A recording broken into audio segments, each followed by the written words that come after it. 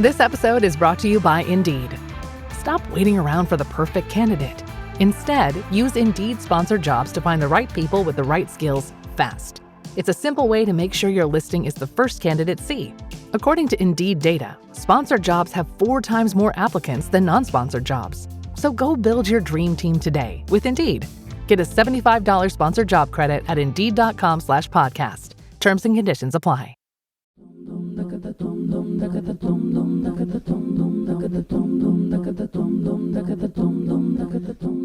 Persephone and Cassandra, Atlas and Prometheus, oligarchy, plutocracy, satire, irony, hubris, nemesis, pathos, catharsis, sour grapes and blowing hot and cold, opening Pandora's box and leaving no stone unturned, the myths, tales and concepts of ancient Greece echo and reach into every aspect of modern life.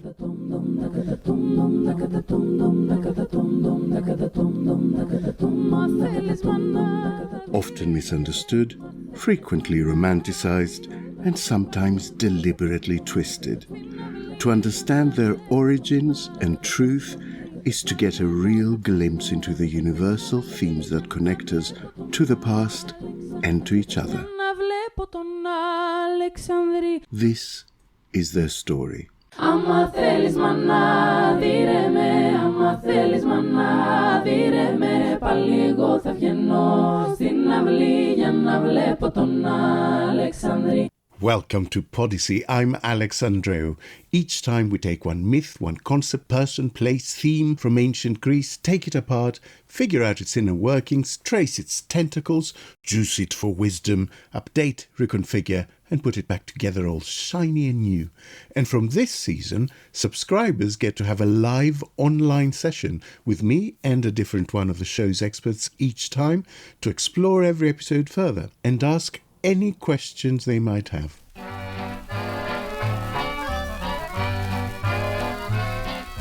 Something's wrong with me, I guess. I'm always getting into a mess. I'm a glutton for all sorts of pain. I went and married again. I wish I had my first wife back.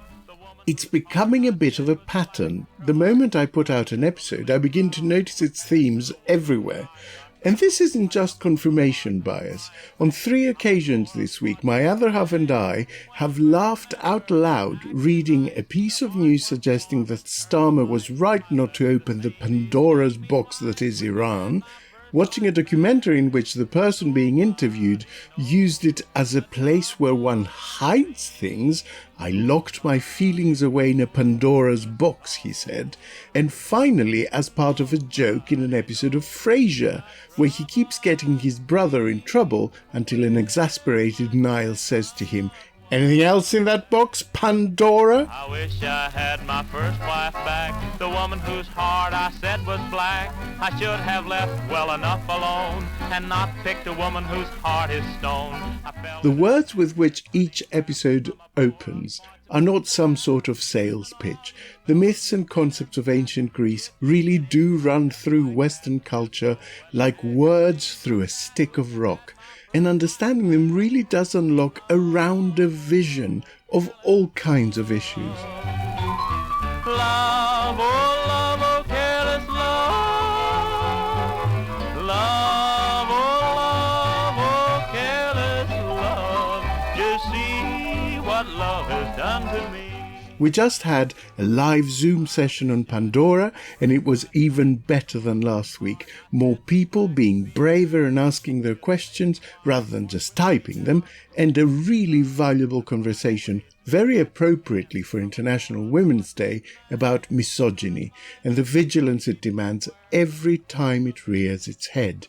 And along with all the serious stuff, we also found out how Dr. Amanda Potter came to do her thesis in part on Xena Warrior Princess, and what to do if you miss your scheduled swan to Avalon.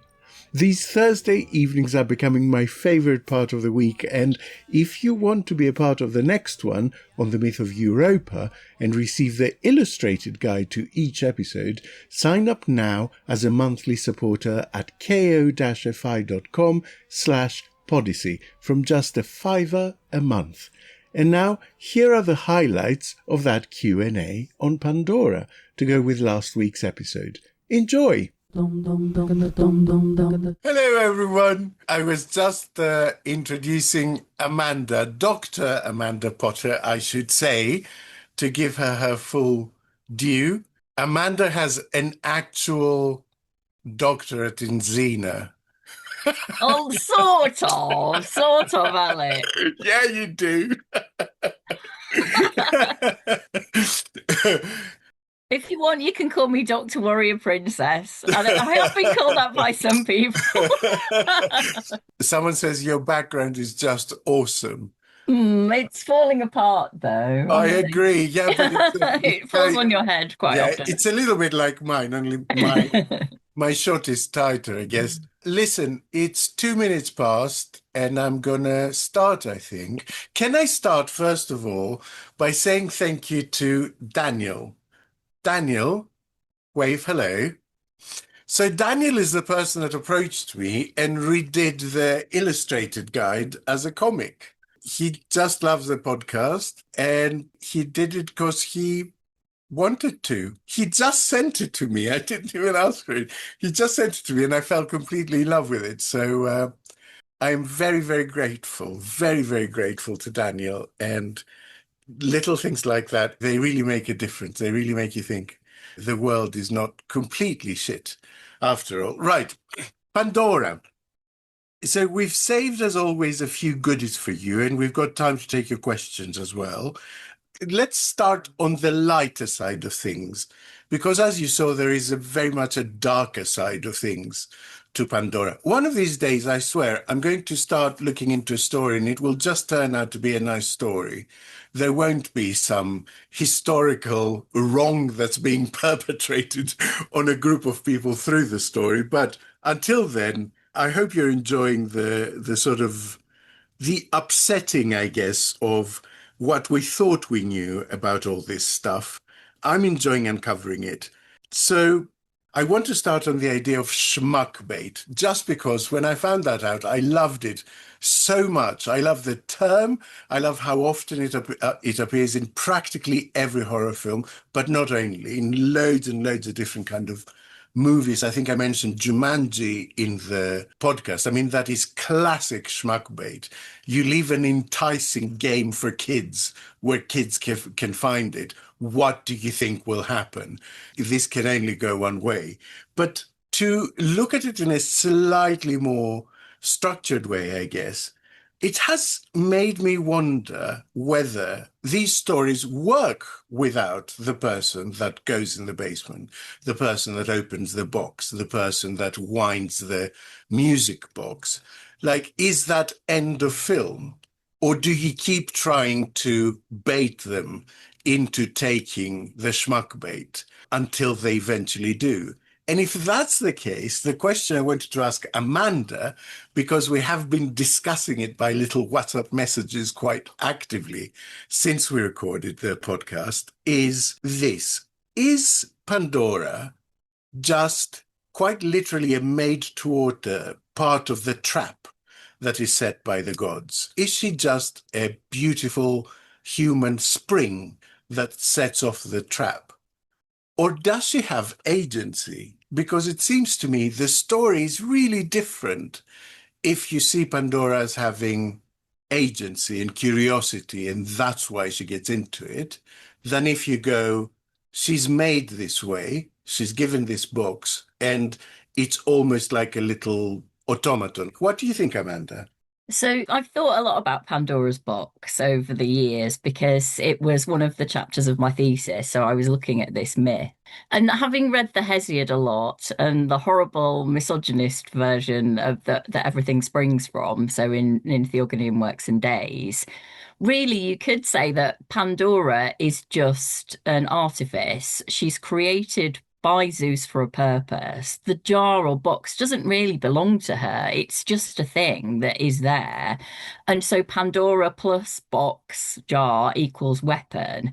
And so she does what she's expected to do. She could be knowing about this is her purpose. And then she opens it and that's the end of it. So she is part of the weapon. The box is a weapon. She's a weapon. That happens. Zeus gets revenge. She disappears and we don't know what happens in the end. So she's not different than the trigger of a crossbow. That's right. Debbie, who I think is lurking somewhere, Debbie kept wanting to do a unit about Pandora actually being a drag queen and the whole thing being like RuPaul's drag race. And I was like, no, Debbie, no. Because she's sort of put together and constructed as a woman. Yeah, so that's one way where she doesn't have agency, but actually she's doing exactly what she should. And there's no curiosity in that story at all. It's just she's made, she gets opened, it happens.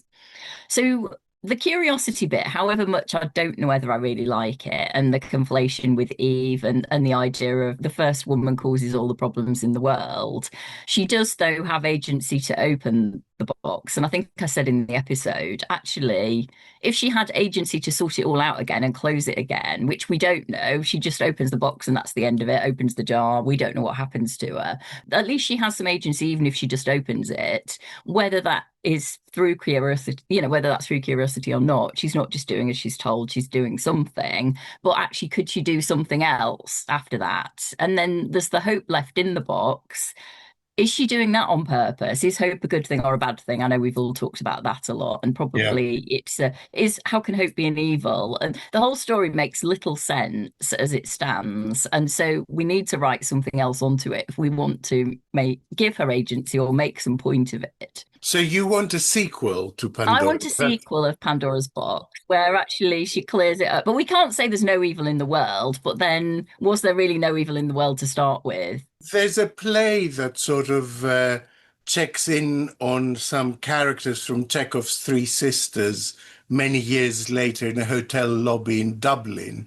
I love those things that take famous literary people and imagine what their life is years later. So maybe we should do that as a bonus at the end of the season, just imagine the story of Pandora. The idea, though, as you're saying, the schmuck bait thing, and thinking about some of the Charmed episode, the Little Box of Horrors, there's this beautiful little casket that looks like a jewelry box that turns up on a student's bed. Who wouldn't open that anyway? So it's there glowing, here it is to be open. And I didn't really think about this before, but thinking about the other way, and a man opening the box, if we thought about The Merchant of Venice and Portia gets married to the person who opens the right box, and actually it's the least pretty box, it's the lead box, not the pretty gold one and not the pretty silver one. So maybe something's going on there, that we're opening the pretty box, it's there shining at us, and how could anybody not do that? Yeah, that is replicated in quite a lot of quest films like Indiana Jones and the Last Crusade. The person that chooses the gold and jewel encrusted chalice dies, basically, because the chalice you should choose is the completely plain wooden one. And you see that repeated quite a lot, that the genie's lamp is old and tarnished and the magic carpet is threadbare, and there's no point to it. The whole point is that it looks like a sack, but it turns out to be impenetrable armor.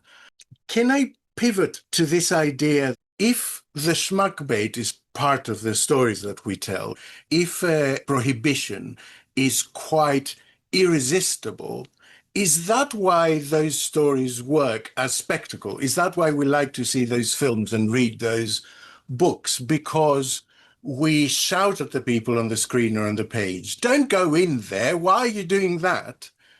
But also there's a part of us that knows we'd open the box. And it's actually something I discussed with every single one of the experts involved. I think we started our conversation before we said anything with the idea that you're in a room and there's a box that says do not open. What do? Do you open the box? And I think everyone said, obviously you have to open the box. So can I see actually a thumbs up from people who would open the box? And can I see an indication from people who wouldn't open the box? Oh, yes, we do have 2 people. They wouldn't open the box. They would kill the next chapter of the story. How cruel. Right, so I'm going to take some questions. The first question, there is a Xena-related question. What attracted you to Xena? It's obviously been a massive part of your life. Part of your thesis is based around it. I have a very odd relationship with it. So I love Xena, right? And so I was very proud when this came out last year because there hasn't been an academic book on Xena before. And so during COVID, I decided I'd organise a international conference, and we had people from 17 countries talking online about Xena. And we had, and there's just so much love for Xena. But I didn't come across it when Xena first came out on the TV in the 90s. I lived in Bridlington in Yorkshire, and some of you may be old enough to remember there was a time when there were 4 television channels in the UK, and you had an aerial on the top of your house. And in Bridlington, the aerial on the top of your house didn't get the new channel, the brand new channel, Channel 5. And so Xena was shown on Channel 5 in the UK, and I didn't get it. And then I was away from home for something and put the TV on. And then I saw this program, and it was actually the Bacchae episode of Xena, where the Bacchae, the Maenad women, actually were vampires. And it's a bizarre episode. There's Orpheus's head. And I thought, well, this is something a bit different. I really like this. But then I didn't, watch it again. And then later I moved to Northampton, and then I had Channel 5 actually, because it wasn't quite so bad that you couldn't get it anywhere. But I didn't until I moved to Northampton. And they started showing it, Xena, on this milkshake, which was for children on a Saturday morning. And I came across it again, and I started recording it. And I watched it while I was doing the ironing, thinking, this is guilty pleasure television. I'm watching children's television, but this isn't children's television at all. And at the time I was watching Buffy the Vampire Slayer, which I really loved. But this, it just seemed, I don't know, campy and a bit different. And then finally I paid for Sky Television, and then the later series I watched when they were on. But for me, it started off as guilty pleasure television. And then when I was thinking about doing my thesis, so I had this idea. I did my first degree and I did my master's, and I was going to talk about doing a PhD. And I've always had a love of Shakespeare, and I'd got quite late into Greek tragedy, really enjoyed it. And I was living in Northampton, and I had a 20-minute drive to Milton Keynes to talk to a potential supervisor. My idea was to pitch something around missing mothers in Shakespeare and Greek tragedy. And I got in my car and I thought, why do I want to do this? People have been talking about this for hundreds of years. There's nothing new to say. I know what I want to do, Xena Warrior Princess. So I kind of formulated this idea for a PhD proposal in the 15 minutes remaining in the car, and then said, yeah, this is what I want to do my PhD on, Xena Warrior Princess. And they said, well, yes, okay, then Amanda, write me something. So then I wrote them something, and then that's how it happened. So I came to it in a weird way, but I did love it before I started on the PhD, and then got more understanding of it. And my PhD, I got a lot of people to watch episodes of Xena and episodes of Charmed and then comment on them. But what I got very interested in was, what did they know about the myth before they watched it, and what did they know afterwards, and what did that mean? And everybody got really exasperated at me because I would never tell them anything. So it's like, but what's the real myth? There is no real myth. There are only different versions. And everybody got really annoyed. Even if I gave them pizza, they were mad that I was doing these focus groups and wouldn't tell them anything at all. So that was a long story, I know, but that's my relationship with Xena anyway. That's kind of amazing that you came up with you changed basically your doctorate proposal 15 minutes from the meeting on the drive there, which I love, and is very, very you. There was a spate of these, there weren't that many kick-ass women characters around, were there? No. And suddenly there was this spate of them really going from Wonder Woman, the Bionic Woman. I would actually include in that Aquamarina. Does anyone know Aquamarina? Vaguely, I remember the theme tune. She's the mute Atlantean girl in Stingray. Yes. And she was really quite pivotal and ended up saving him all the time. You have this spate of character, and that really feeds straight into Xena and Buffy and Charmed and all of that. And I just wonder, especially with women in this group, like how important was it to be growing up with suddenly these women that were kicking butt available on popular TV and films and things like that? Don't be shy. I know you want to say something, Sally. You know me so well. The thing I find is that I used to watch these fantasy fiction, and I didn't see them as relevant in the life I was living. So they were fantasy, they were escapism. Oh, wouldn't it be nice? But actually, then I turn around into my job and I hit misogyny, ego, the glass ceiling. You talk too much, the classic, be quiet and listen to the men, please. I came from a very IT-centric, high-ticket, big sales, and I fought my way to the top. But I put that down to my parenting. My parents told me I could achieve anything I wanted to. Buffy didn't give it to me. So mythology is an escapism, but it doesn't give me validity because you have your lived life. And I think that's far more immediate than Pandora or these other stories. The question always is the extent to which these stories inform the everyday. I've had so many messages from people since the episode, as I've got to tell you, after every single episode, saying, oh my God, I'm now seeing it everywhere. I went to a medical conference that was Pandora's box themed, and I just read a book about genetics that's called Pandora's box, or every article practically written about Donald Trump in the Middle East at the moment was talking about how he's opened a Pandora's box. And I just find it really interesting that once you tune into it, it sort of pops up everywhere. That's what's exciting, I think, about it. I do agree. It's inspirational. Yeah, I get that. Do people want to pop in the comments box? Like, what was the first kick-ass woman character that impressed you when you were little, that you thought, oh, wow, she's something? This is your fix. I'm your host, Stassi Schroeder. Welcome to Tell Me Lies, the official podcast. What's the most unhinged thing of season 3? Steven, because he's so evil. I do think he is misunderstood. You see everyone face consequences. It's intoxicating. The writers just know how to trick you. There's always a twist in this show. Tell Me Lies, the official podcast, January 6th, and stream the new season of Tell Me Lies January 13th on Hulu and Hulu on Disney+. Como mamá, siempre quiero lo mejor para mi familia. Por eso quiero lo mejor en mi cocina. Y eso significa solo huevos Eggland's Best. No importa cómo los cocines, siempre saben frescos y deliciosos. Y tienen más vitaminas D y E y el doble de omega 3 que los huevos regulares. Entonces, ¿por qué conformarte con menos cuando puedes tener lo mejor? Eggland's Best. Mejor sabor, mejor nutrición, mejores huevos. I have some extremely interesting entries in kick-ass women that influenced you.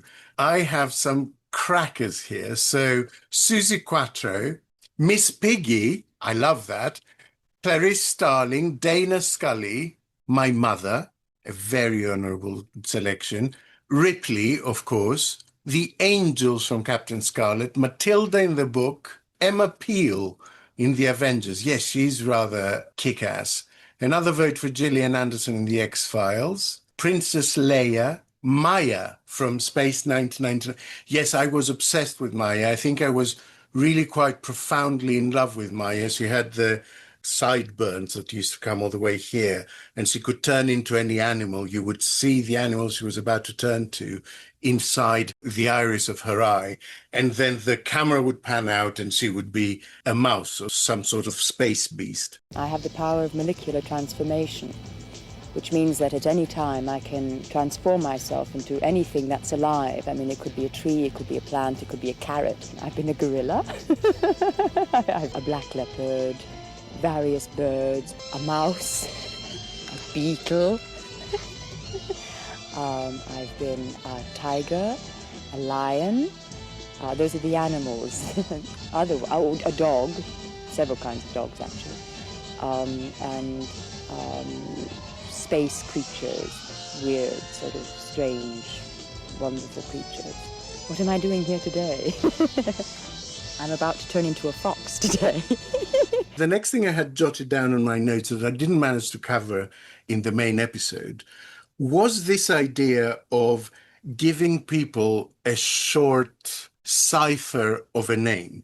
And it's something that we've seen quite a lot in many of the stories that we've looked at. So Narcissus becomes man falls in love with himself. But that's not really representative of what happens in the story. Cassandra becomes woman always predicts disaster. Not true. It's a kind of convenient cipher for the thing. And I was thinking that populists are really good at that. Like sleepy Joe Biden and crooked Hillary Clinton, it almost has become, associated in your head the moment you hear the name. And it is using that same technique of reducing someone to something that might be unfair, it might be untrue, but it's catchy, and it's used all the time. And the reason I was thinking of that is because, Amanda, you found an old children's book, didn't you, that described the characters in various mythological stories. Actually, these are not old. That's the weird bit. So I've got them out of my bookshelf. So something that I have done a bit of was I was teaching a course to secondary school children from like the ages of 11 to about 17, a course on Greek mythology on film and television. It was kind of like an extracurricular for kids who were very bright but were on free school meals, and to give them a bit of it when all the schools are most bothered about how can we get everybody getting a GCSE? And this was a really great scheme come up with a couple of headmasters from Tower Hamlets called the Brilliant Club, and I was teaching with that. And one of the lessons I taught was about Pandora and feminism. And just a bit of a shout out, we said it's International Women's Day on Sunday, so let's reinvent the first woman, Pandora, let's make her somebody with agency. So one of the things, I got them to read a translation of the Hesiod, which is the horrible bit that she was the first woman of the evil race of women and all the nasty stuff, which kind of shocked them all. And then I got them to look at a number of children's books. And so I've got a couple here. And what they had to do was this exercise. Is it feminist, misogynist, or neutral? Yeah. And so the first one, and a lot of people really love this, Marcy Williams. It's kind of like a comic strip. I don't know if anybody's come across it, but it's really good fun. But it's very overtly anti-Pandora here, although funny. But it's like, you won't be able to see it as well from here, but it's like Pandora was vain and self-centered, and she's looking in the mirror going, by Zeus, I'm a stunner. And then she nagged her husband constantly. She's going, I want clothes. And so, that's the version of Pandora we have here, this vain, self-centered woman who gets what's coming to her. Yeah, I want clothes. No, she had clothes, actually. This is another bit I couldn't fit in the episode that Debbie said, that there's like a whole thing in Christianity about how Eve picking up that fig leaf is representative of women's lust for clothes. And that's why they have this thing that they always want to buy new clothes. There's like a whole thing, like books and books of theology written about this. And I was like, what?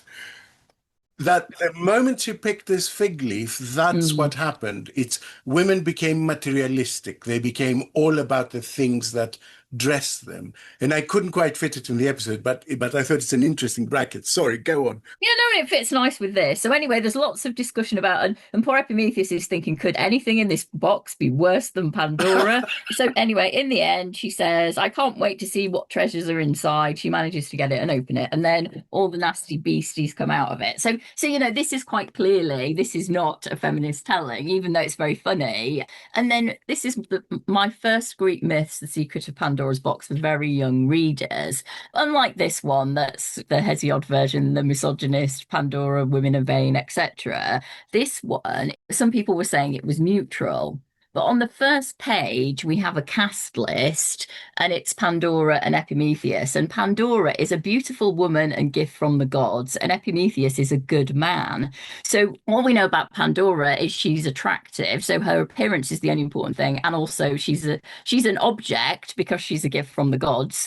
And then Epimetheus is a good man. So we care about his character. And so when the kids were saying, well, it's fairly neutral, they read it and it looks fairly neutral, actually. It's not. And what are the judgments on this? And this is, something for small children who are just, lots of pictures, big writing. Yeah. And so this is really inherent in everything that we're looking at. So it was an interesting exercise to do. And then I just kept buying all these children's books of Pandora, and I couldn't, find the one that I wanted. I really couldn't find it. This episode I found actually quite frightening. leading into the big theme of misogyny, because there was a lot I didn't know about the development of this tale. I did not know how deliberately Pandora had been attached to Eve, and then Eve to Pandora. I didn't know that in the 1st and 2nd century AD, there were significant women bishops and apostles and missionaries, and I didn't know that. I knew that the church was more egalitarian when it started out, but I didn't know that women had positions of authority within it. I didn't know that in the 1200s, there were women teaching law in the University of Bologna and women teaching medicine in the University of Salamanca. And basically, the witch trials were an attempt to tamp down on orders, on quasi-formal orders like the Beguines, because they were giving widely education to girls in the 14th century. And so the church was panicking. I didn't know that St. John Chrysostom, who is a revered figure in Greece, in the Orthodox Church, he's a revered figure. I had no idea of his misogynistic volumes and volumes of writings, nor did I know that the history of Hypatia, who was a sort of pagan Alexandrian mathematician and philosopher in the 2nd century, and was killed by Christians because they didn't approve of women being part of the academy. I didn't know that that story was lifted wholesale and made the story the martyrdom of Saint Catherine. They literally just changed the name and made the Christians the good guys.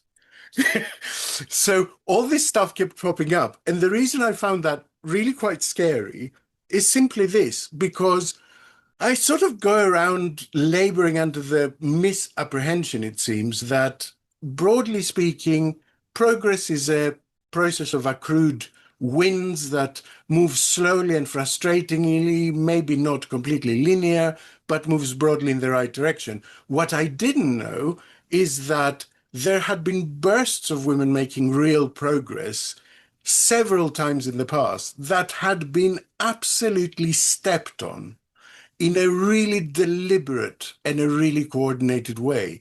And the reason I found that frightening is because I look around right now, especially across the Atlantic, and I think, oh shit, is that what is happening again? Is that what we are actually witnessing right now?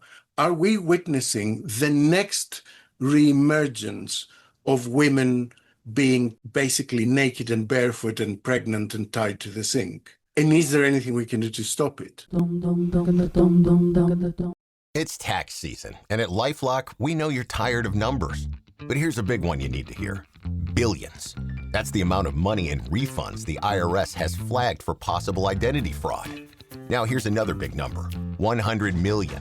That's how many data points LifeLock monitors every second. If your identity is stolen, we'll fix it guaranteed. One last big number, save up to 40% your first year. Visit lifelock.com/podcast for the threats you can't control. Terms apply. Amanda has done some work actually with teenage boys, like the stuff that she was describing just now with the stories that she teaches, and she asks people to be more aware. And I wanted to know if you have any young boys in your life, children, nephews, nieces, grandkids, are you observing them being in a way radicalized into not liking women, basically? Because we hear a lot about it in collective terms. We hear a lot about it as a wave, but I don't know the actual stories. I haven't heard from the people involved, as it were. So maybe I can come in here. I went to an online event for International Men's Day, and it was about this kind of how can we combat toxic masculinity? And there was a teenage boy on there and who was amazingly eloquent about how I think he was 14 or 15, how social media bombards him with stuff that he doesn't believe in. So he's really fighting for being feminist. But he said it's just so difficult to get away from all this material all the time. And I was talking to a friend about the same subject today. Her son's the same age, 15. He goes to an all boys school. She said she tries her best to talk to him about everything, but it's hard. So it's how we need to talk about it and somehow find a way to break through it. And so there are some great lights like this boy who was talking at this event, but it's really tough. And when I've done some other things with school kids so I was really heartened when I was doing this teaching, how much all the young students really took to the feminist argument that was coming out of these books and how shocked they were at Hesiod. And I wonder now, I haven't done that for quite a few years, and I wonder if it will be the same now, really. But talking to kids, I will do a bit of work with Bow School in London.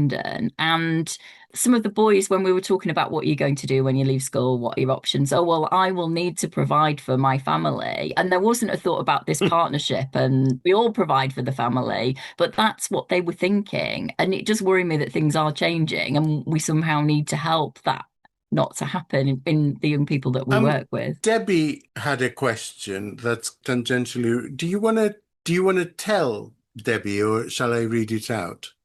Hello. Hello. Sorry, I'm cat sitting for my mum. So. All right. Hence the plush surroundings. Where's the cat, Debbie? Where's the cat? Yeah. No. Let me just. Oh, there we go. She's away, so I've actually gone to stay with a cat that likes me rather than my own, which does not. I was just replying, actually, Amanda, saying that my son says very much the same thing. And actually part of the reason he doesn't do Insta and TikTok is because he says he just gets stuff. Like, I allowed him to do it. We had a chat, but he said he just gets stuff all the time. And, and so he tends to stick. We did an experiment. You keep looking. We did an experiment with an organization where we started a number of profiles that were declared as being 15-year-old boys, 15-year-old girls, 16-year-old boys, 16-year-old girls. We gave them ISPs that represented various parts of the country. Some of them were urban, some of them were rural, some of them were in England, Scotland, and Wales, and went into TikTok and YouTube without posting anything, without watching anything, just to see what was recommended to us. And it took a number of 3 or 4 hours before really far-right and misogynist stuff targeted all the 15 and 16-year-old boys that were in rural areas. And it was really notable and really specific. They weren't going after the girls. They weren't going after kids in urban areas. They were kind of targeting young men and rural loneliness. And it was really notable and really pronounced and quite frightening, to be honest. Anyway, Deb. Well, in some ways that links to my question, I suppose, because I was really struck, like I said on the live Zoom before, that where you go with these episodes, because I don't always know, and neither does Amanda. So neither do I, to be honest. But I didn't expect the whole witchcraft and the sort of misogyny that was in Malleus Maleficorum kind of coming into it, and because I'm working on sort of that for an exhibition at Podyssey. And anyway, so the question is kind of related to that, and really it's a question for you, Amanda, is thinking about the reawakening around empowerment of like these stories, retelling of myths, particularly around like wicked women and witches. And you mentioned the Charmed episode, but just whether there's any other examples. I mean, I know there's been a lot of retelling of myth more recently, but whether there's been a lot more around witches and witchcraft, because it seems to me there's a kind of positive development around that at the moment. Yeah, definitely. And it's continuing. And I do think it ties in with, so there's been all these Greek myth retellings by women about women, and something I have been doing some work on recently is, I don't know if people are familiar with Madeline Miller's Circe. It's a very good novel. It's not my Circe, but it's really well written, and I would recommend it.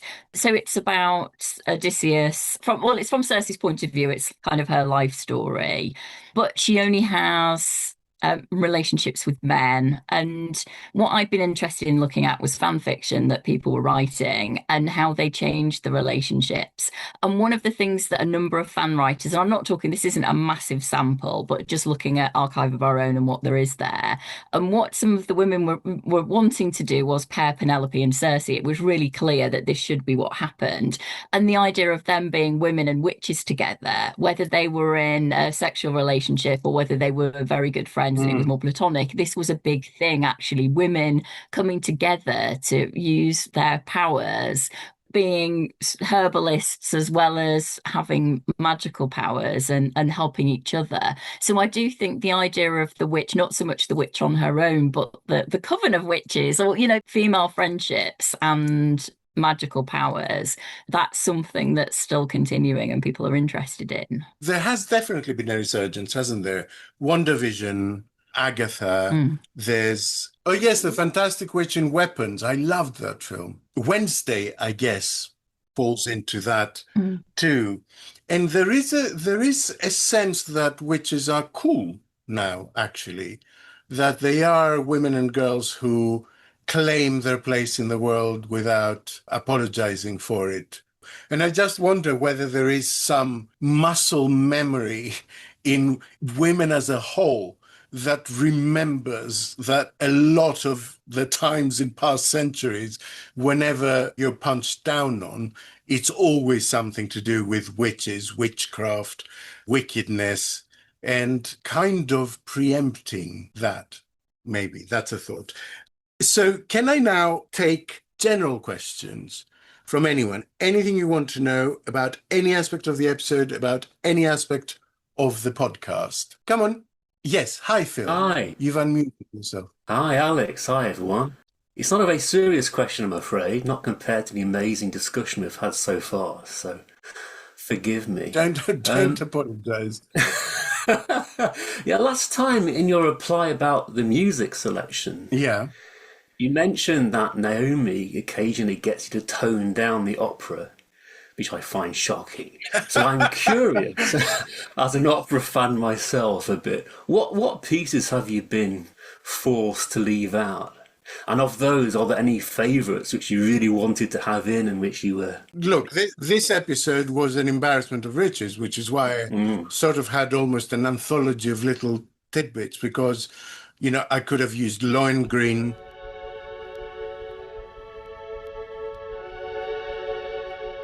Lohengrin is all about the woman he's about to marry not being allowed to ask his name. And it's like, come on, man, that really is not an unreasonable request. But as soon as she asks, he has to be taken back to Avalon because turns out he's a knight of Arthurian legend and he has to be flown off by swan.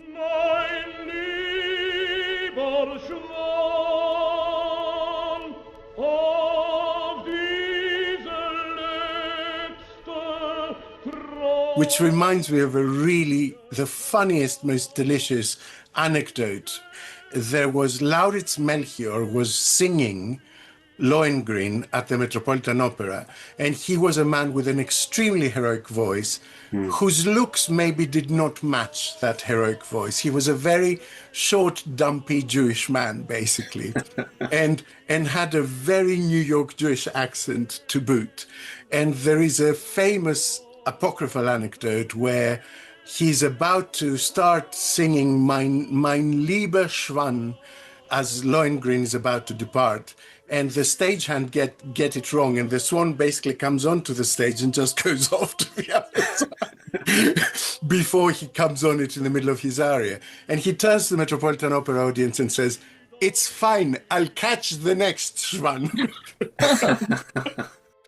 Which I absolutely love. Yes, so there's always a lot to include that can't be included.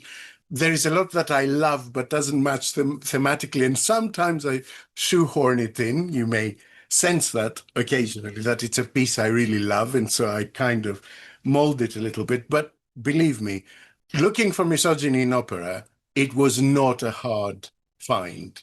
It's everywhere. It really is everywhere. And I think part of it is that it was a very male world. Part of it is that the stories of the time are quite misogynistic. Part of it is interestingly quite functional in that a soprano will always sound innocent and, virginal and girlish compared to a baritone. A tenor will sound more heroic than a baritone. So there is a certain amount of the soprano being cast as the ingenue and the baritone being cast as the baddie. But I was reading a fantastic review of Louise in Opera News yesterday, actually, and it was saying, which is quite hard to deny, there are exceptions, but the general rule is quite hard to deny, that opera is all about the tenor's love for the soprano being interrupted by the baritone. The woman, in a way, is only there as a target, an object of desire or whatever, but it's all about his feelings. It's all about the two rival men's feelings. And I have to say, in 95% of cases, that's true. There are notable examples that diverge, especially in the 20th century, like the gorgeous Pelléas and Mélisande is really about her desire, and that started being subverted as things started getting a bit more modern. But on the whole, if you're talking about Baroque, classical, romantic work, with the exception of Alcina, actually, who is a witch, maybe that's why. Alcina is a powerful and very nuanced character. She's a villain, but she's also a hero. She's betrayed, but she's also wicked. And, she's human, but she's also a goddess. She's very multifaceted. And maybe she's allowed to be that because she's a witch. So she's sort of supernatural. But for the most part, it's all about who gets to shag the soprano. I mean, that's what it comes down to. A guy with high voice says, I really want to shag you. Guy with lower voice goes, I'm not going to let you do that. And that's your basic plot. Who else wants to have a go? Come on. I shall edit you to sound gorgeous and intelligent, if I can. Oh, hi, Martin. Martin's got his hand up. Very polite. Sorry, Alex. Can you hear me okay? Yes. Hi, Martin. Hi, Alex. Sorry, I was trying to unmute myself. No, that's all right. A far less highbrow question. Oh, can you not apologise for your questions, everyone, please? Have you made time to watch any of the Trapdoor cartoons yet?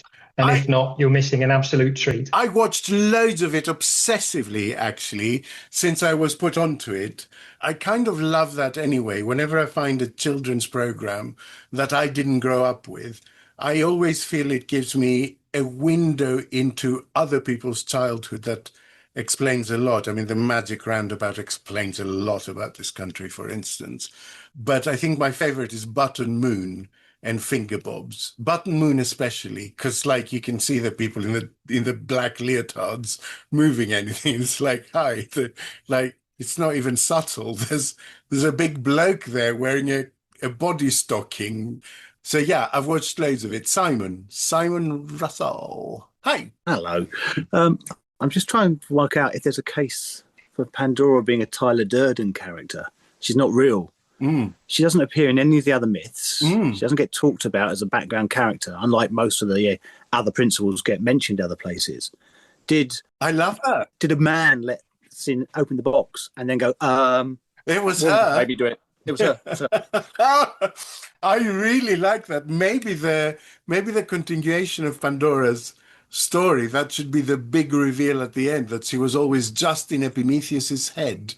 There is another aspect of the story that I couldn't manage to cram in because actually it's quite complicated and involved, and because we will do a future episode on it, and that is that Pandora and Epimetheus actually get their own back, because when Zeus decides that this batch of humans is not really doing it for him and he wants to eliminate them and start another batch, basically, and he sends a big flood. Remind you of anything? It's Prometheus that warns the children of Epimetheus and Pandora and his own son. So Epimetheus and Pandora have a daughter called Pyrrha, and Prometheus has a son called Deucalion, and they get married. And he warns them, and they build an ark, and they survive. And they end up on Mount Parnassus. And they restart the human race. And in order to avoid the disgusting incest that always goes on there, they did it by throwing rocks behind their back, apparently. And from the rocks he threw behind his back, a new race of men grew, and from the rocks she threw, a new race of women grew. But it is actually the children of Prometheus and Epimetheus with Pandora that end up continuing the human race.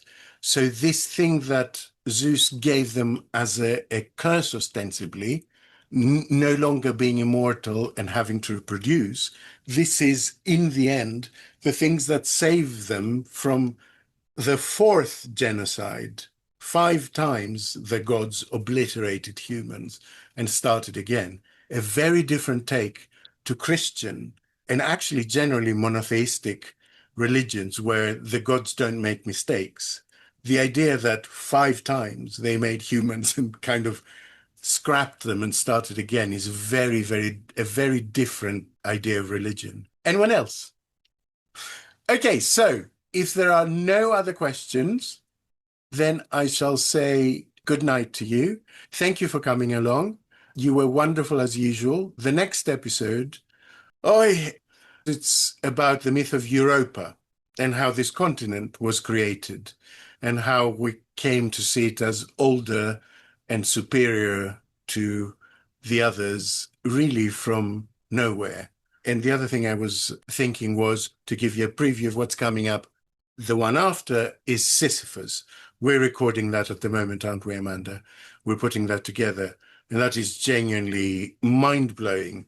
Because if I ask you now, everyone here, I bet most of you know what Sisyphus' punishment was, right? Rolling the rock up the hill, it rolls back down. What was he punished for? Interesting, isn't it? That's all we know. Actually, that's not all we know, but that's all that kind of makes it through. That's again the short headline, the cipher. Man rolls rock uphill. But why? Isn't it important to know why? Well, you'll find out in 3 weeks' time, after next week, Europa. Thank you for coming so much. Thank you, Amanda, for being with us. Wonderful as ever. Thank you. Thanks, I've enjoyed it. It's been lovely to meet everybody. Good night, everyone.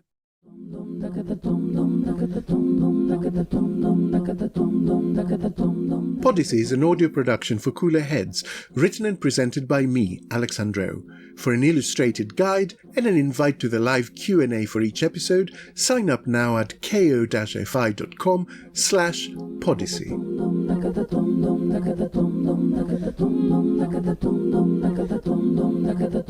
Creative input, sage advice and expert contributions by 4 goddesses who inexplicably continue to make time for this hapless bard: Alexandra Angeletaki-Røe, Debbie Challis, Amanda Potter and Dr. Ruth Smith.